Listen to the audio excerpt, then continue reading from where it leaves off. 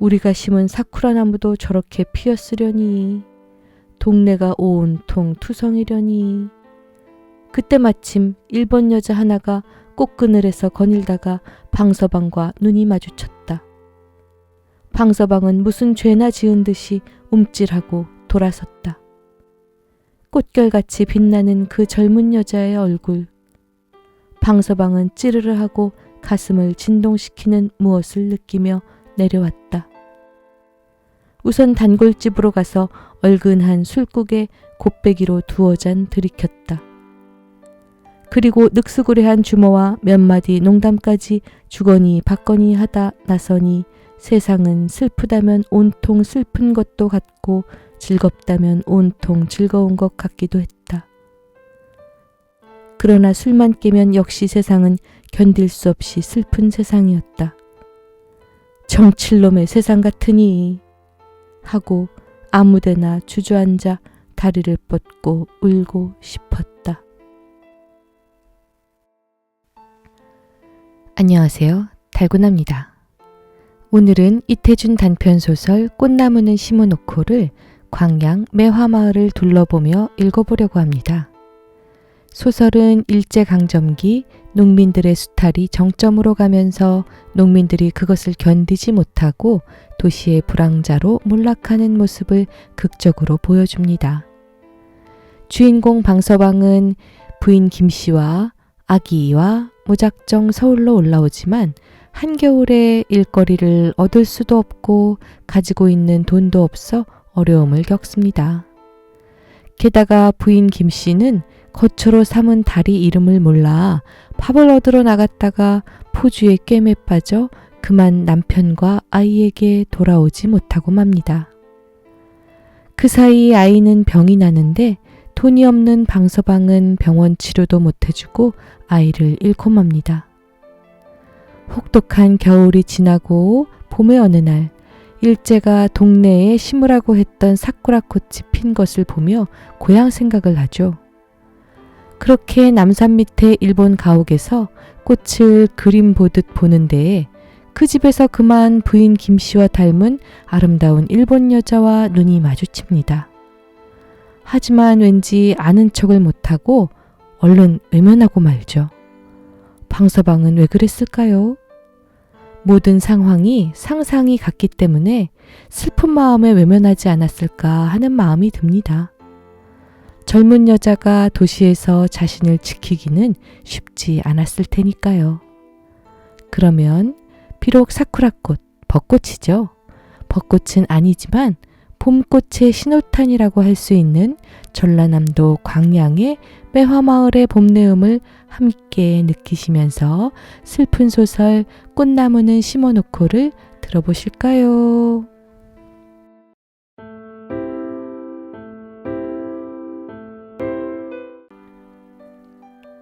자꾸 돌아반 뭐래?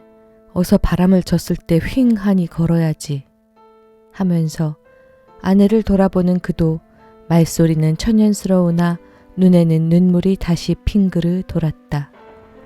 이 고갯마루만 넘어서면 저 동리는 다시 보려야 안 보이려니 생각할 때 발도 천근이나 무거워지는 것 같았다. 이 고개, 집에서 오리밖에 안 되는 고개. 나무를 해지고 이 고개턱을 넘어설 때마다 제일 먼저 눈에 띄곤 하던 저 우리 집. 집에서 연기가 떠오르는 것을 볼 때마다 허리띠를 조르고 다시 나무찜을 지고 일어서곤 하던 이 고개. 이 고개에선 넘어가는 햇볕에 우리 집 울타리에 빨아넣은 아내의 치마까지 빤히 보이곤 했다. 이젠 이 고개에서 저 집, 저 노랗게 갓 깐 병아리처럼 새로 이영을 인 저 집을 바라보는 것도 마지막이로구나. 그는 고개 마루턱에 올라서더니 질방을 지키며 다시 한번 돌아서서 동네를 바라보았다. 아무델 가도 저런 동네는 없을 것이다.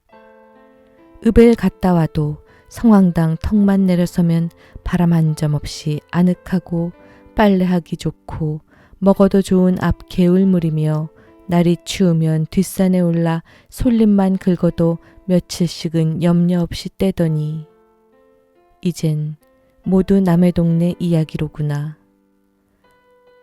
어서 갑시다 하면서 이번에는 뒤에 떨어졌던 아내가 눈물, 콧물을 풀어던지며 앞을 섰다. 그들은 고개를 넘어서선 보잘것없이 달아났다.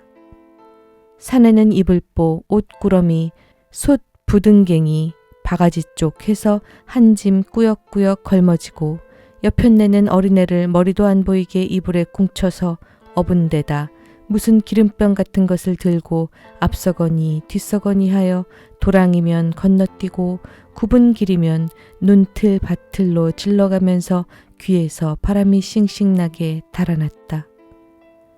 장날이 아니라 길에는 만나는 사람도 별로 없었다. 이따금 발밑에서 모초리가 포드득하고 날고 밭고랑에서 꿩이 놀라서 꺽꺽거리며 산으로 달아나는 것밖에 아무것도 없었다. 길이나 잘못 들면 어째?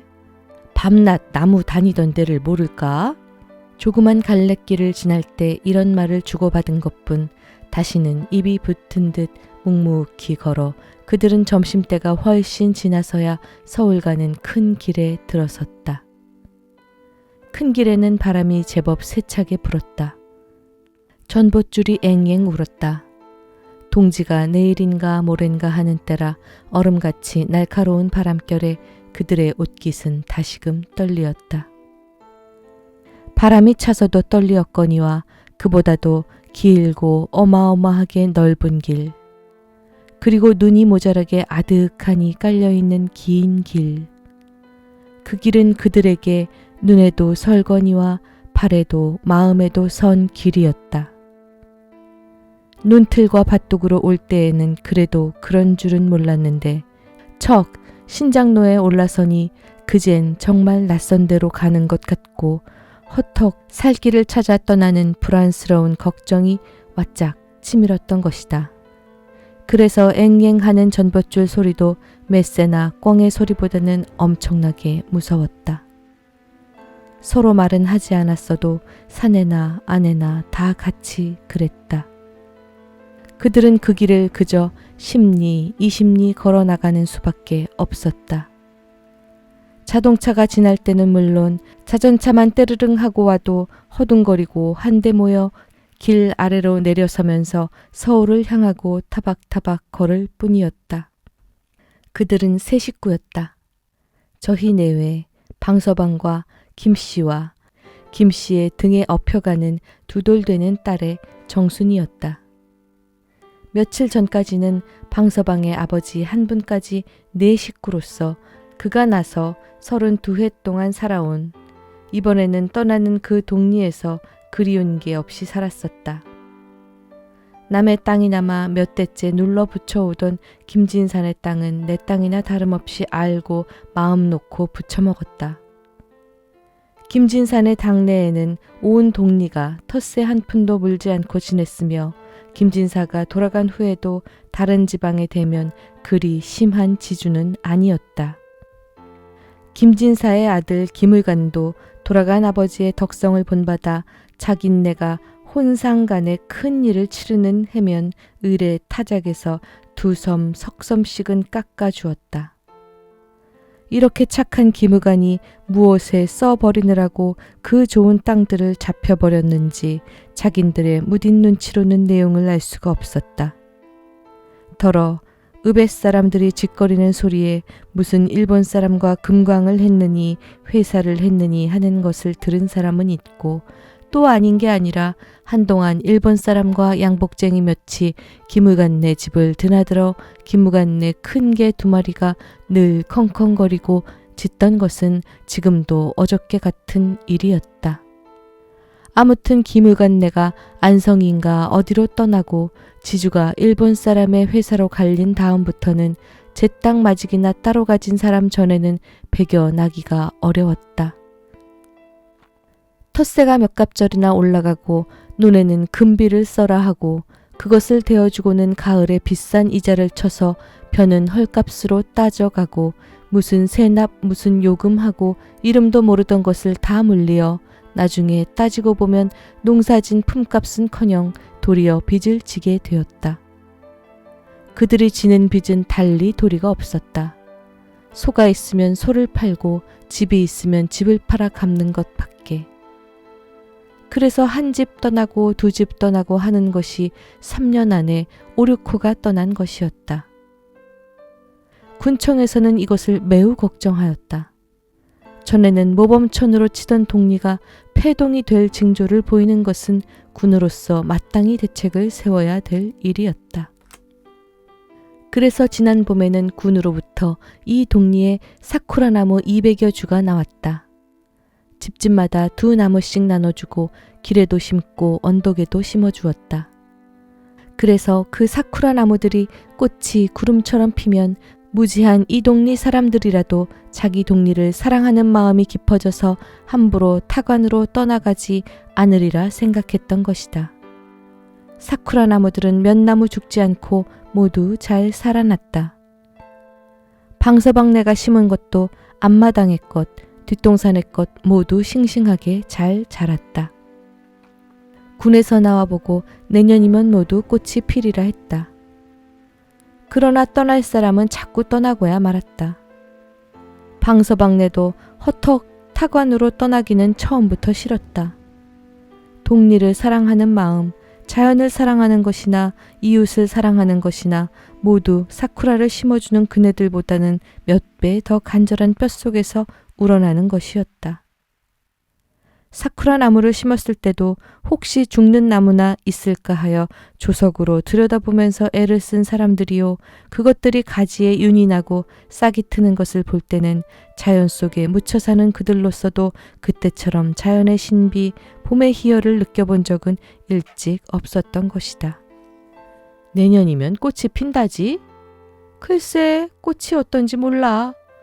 아무튼 이놈의 꽃이 볼만은 하다는데.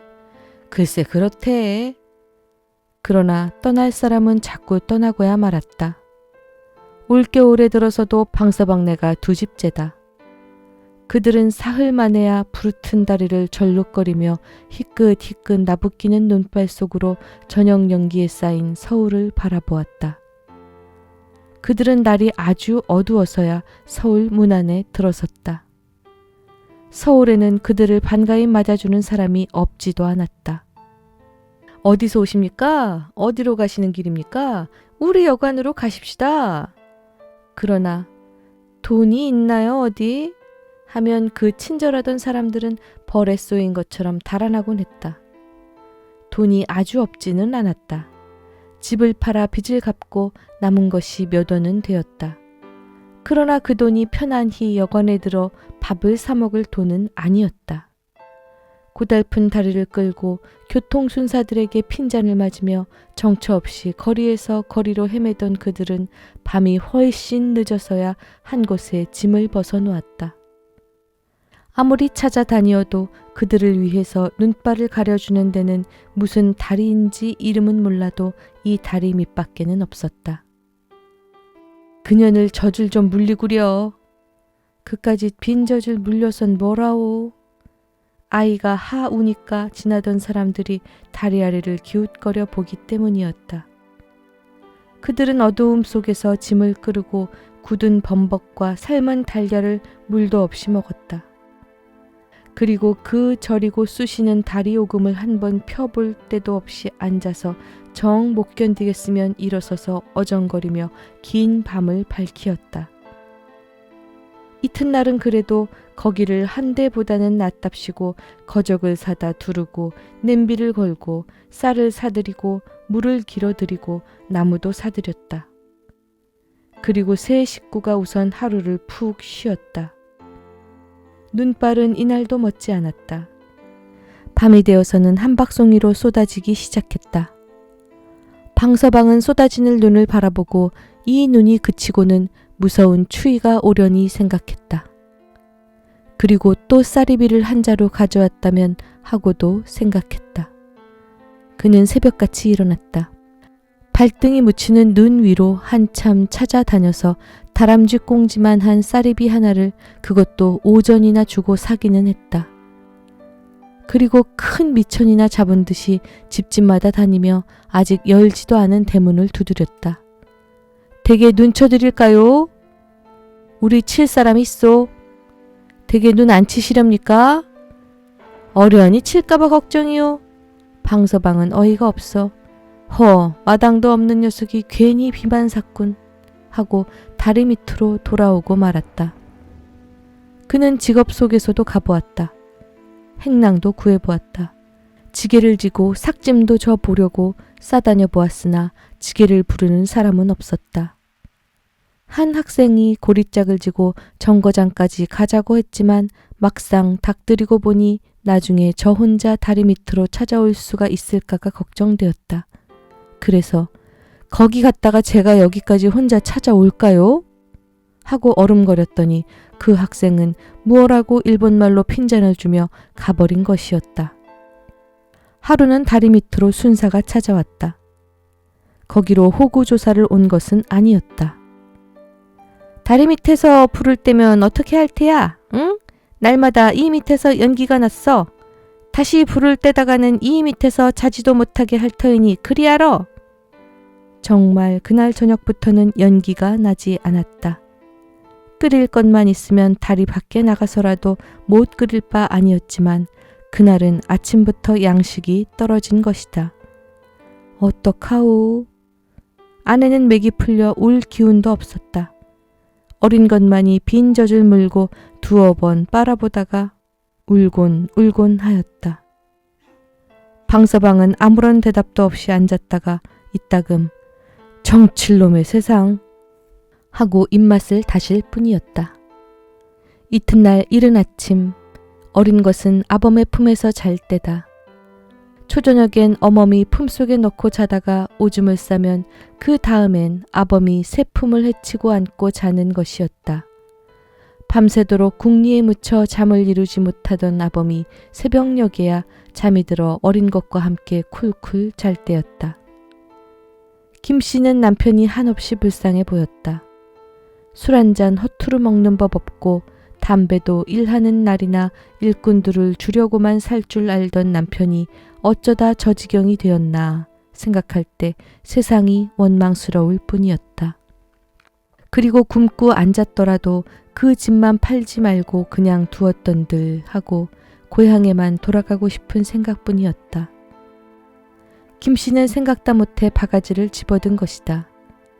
고향을 떠날 때 이웃집에서 서울 가면 이런 것도 산다는데 하고 짐에 달아주던 잘 굳고 커다란 새 바가지였다. 그는 서울 와서 다리 밑을 처음 나선 것이다. 그리고 바가지를 들고 나서기는 생전 처음이었다. 다리가 후들후들하였다. 꼭 일주 야를 굶었고 어린 것에게 시달린 그의 눈엔 다 밝은 하늘에서 번쩍번쩍하는 별이 보였다. 그러나 눈을 가다듬으면서 그는 부잣집을 찾았다. 봄에 모두 부잣집 같았으나 모두 대문이 굳게 닫혀 있었다. 대문을 연 집.